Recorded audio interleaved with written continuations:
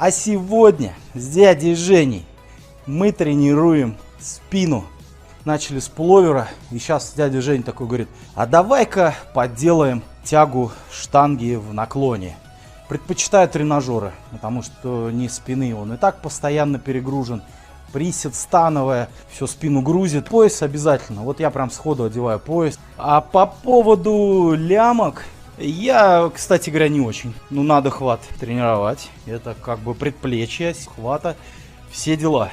А потом, знаешь, как бы философия такая, что это своеобразный предохранитель, вот, допустим, на становой, там, вот, на такой вот тяге в наклоне, своеобразный предохранитель от срыва поясницы. Как жим лежа я делаю, каким хватом, так же беру штангу и на тяге. То есть для меня это обратное упражнение жиму штанги лежа. А витамины для роста мышц по ссылке в описании этого видеоролика. Промо на скидку Бочкарев.